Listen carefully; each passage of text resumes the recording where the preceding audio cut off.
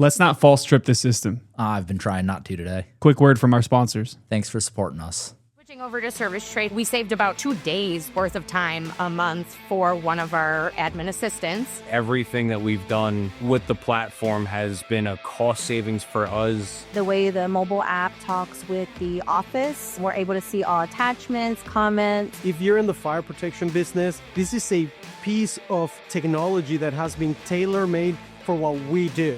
Service Trade is the #1 platform for fire protection contractors like you. Learn more at servicetrade.com/AFSA.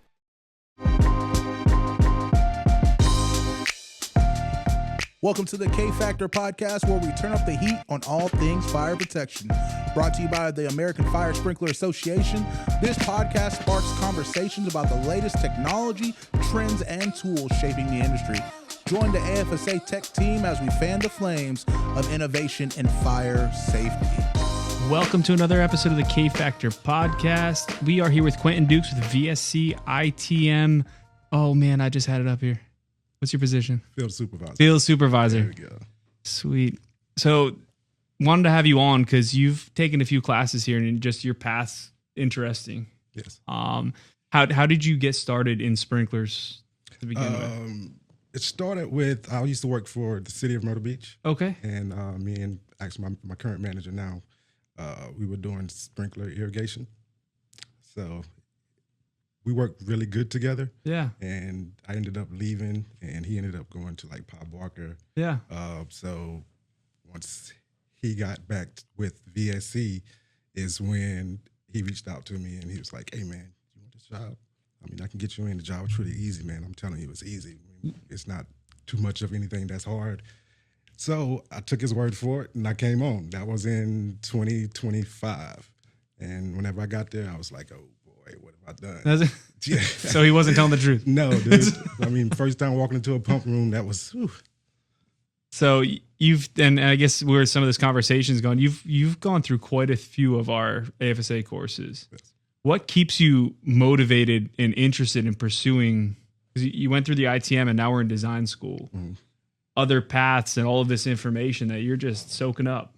Yeah, man. I mean, really, it's just getting all the information really I can get, and you guys have done really great as far as giving that information. Appreciate that. So, just trying to stay on board with everything. I mean, I know that there's a lot to learn out there, and things keep changing. I just want to be on top of it. So, what would you? ITM field. You said you started this in 2025.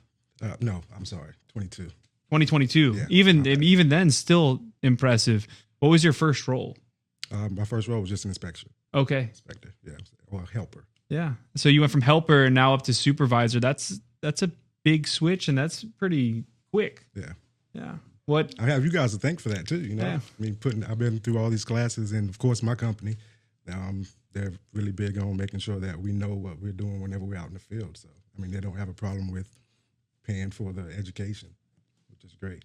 So we get a lot of younger people into the ITM or people new to the industry. And what would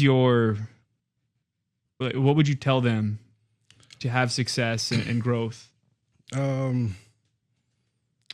Honestly, is like at first things can be very overwhelming, you know. So I would just say that just stay with it and soak up and learn as much as you can. I mean, whenever these courses come up, take advantage of it. And it's great to have a company back you too. Yes, for sure. Yeah. So now that you're in that supervisor role, you having good? come through, yeah, I'm great now. Right. Thought we were losing Eric there. I thought I was on my way up too. That was a little unnerving. Anywho, now that I'm definitely still with us, now that you're in that supervisor role, obviously having come through the ITM development program and just kind of starting out as the helper and being relatively new to the industry, you haven't had a whole lot of that historical, well, this is how we've always done it.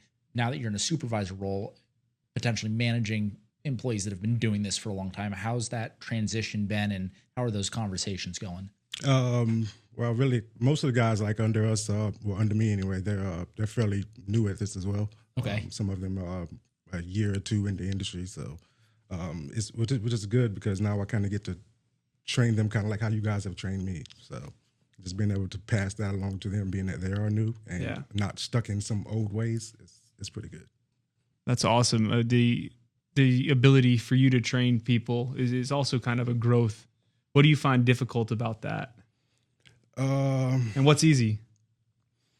I would say the difficult part is not everybody wants to really learn, so that can be a little difficult because you're trying to teach someone something and it's more like it's just in one ear and out the other.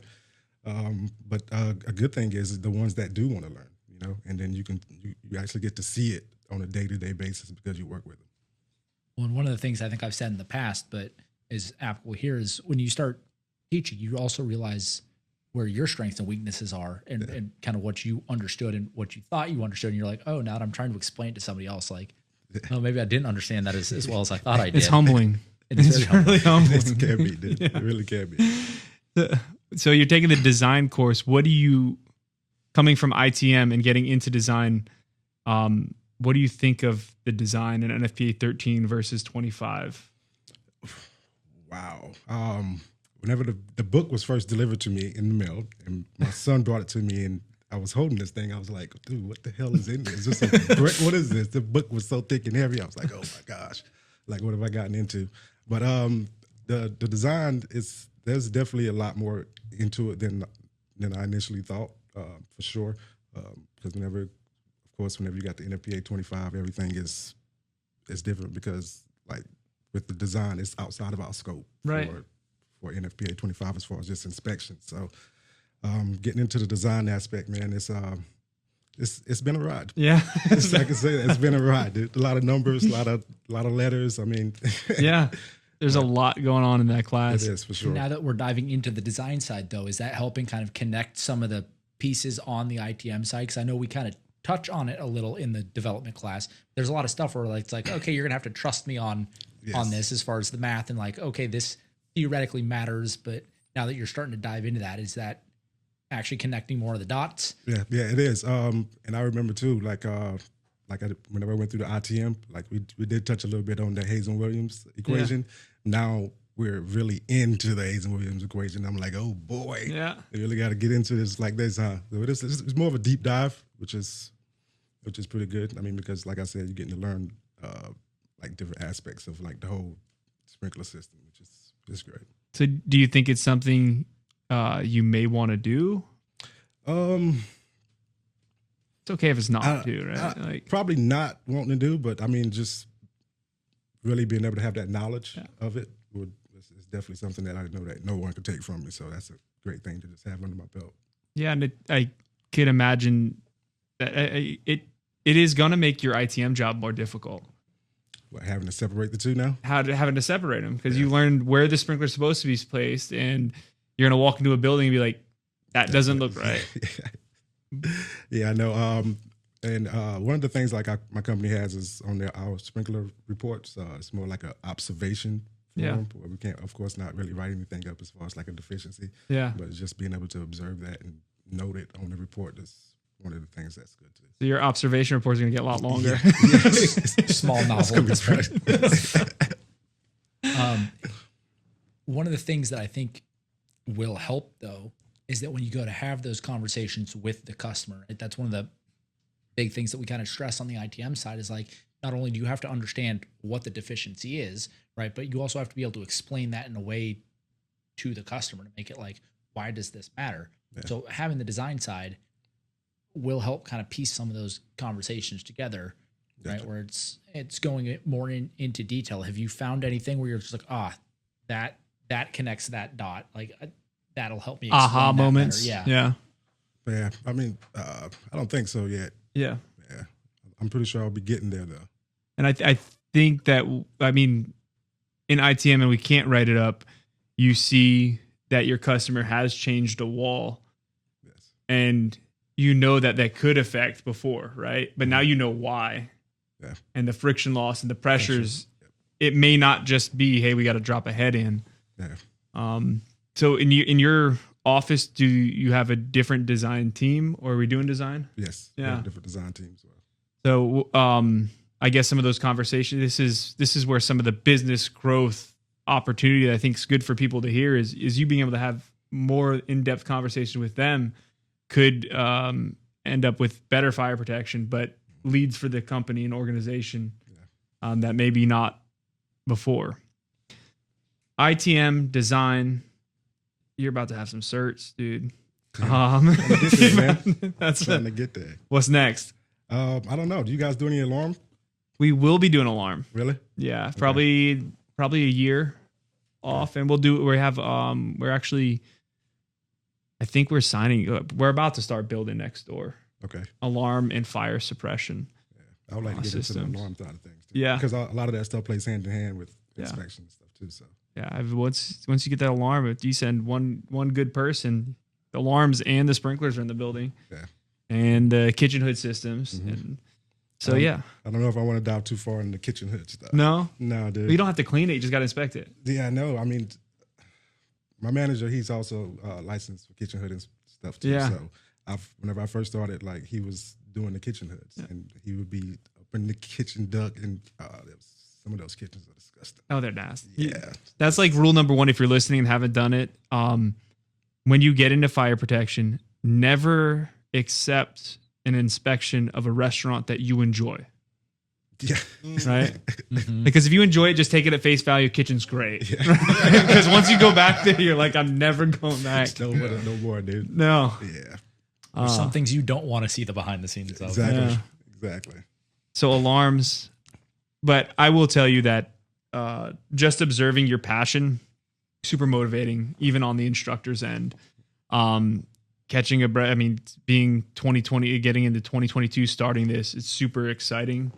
And I know it comes in steps and there's level to it, but I don't foresee you'll get alarms and kitchen hood and suppression systems will all click after that. So I'm excited to see where it heads. Yeah, me too. I mean, I really am. So as soon as you guys get that alarm thing going, man, let me know. We will let you know. I'll be back. And you got kids? How many kids? Yeah, I have 4 kids. 4 kids. Yeah, two grandkids. Wow. I know. I don't look that old. Right? No, you don't. No, dude. I know. Learn something new with you every time we talk. Yeah. So have you picked which ones are going to be in fire protection? Yeah, I was thinking about that too, because like sometimes whenever I bring my truck to the house and I'm like cleaning out some of the things that I've gone throughout the day, like my older son he's 16 years old. Yeah. And my youngest is 14. Sometimes they'll come outside and be asking like, Dad, what's that? What's that? I think they're curious, but I don't think they're that curious. No, yeah. Yeah. Yeah, it's cool for that moment. Yeah, exactly. And they're like, hey, let's go throw a ball. Yeah. All right. That's exactly what happens. Where's the glove at? Yeah. Yeah. We're still, mine's 6 and 4. We'll see. I'm sure one of the 3 like that. 33%. I'm a baseball guy. Like that's a good batting average if I get one to land. Yeah, my boys play baseball as well. Yeah. So, all right. We're gonna go a little lighter on the conversation. Not that was too deep, but it was good information. If you were a part of a sprinkler system, what would you be and why? Wow. Random off the. That is, dude. Yeah. Just threw that one in there. Huh? Yeah. All right. Let me see.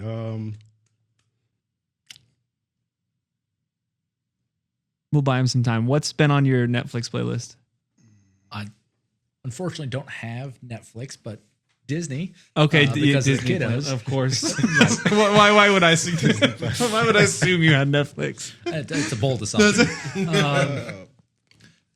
We were doing some of the. There's a new movie coming out, The Hoppers, and we just recently watched the trailer short for that. Are those bunnies? Looks like it's going to be entertaining. It's you get like basically your conscious into a beaver. I think it was a beaver. Anyways, and they revolt against the people, and it's gonna be entertaining. All right, Quentin, save this. Yeah, you got that answer quick. I'm still thinking, dude. Yeah, and then trying to listen to that story over there too. It's like, oh boy, where we going with this? All right, so if I was a part of a sprinkler system,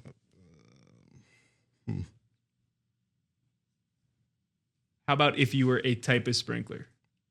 If I was a type of sprinkler? just a kind of sprinkler. What sprinkler would you be? Upright. An upright. Why is that?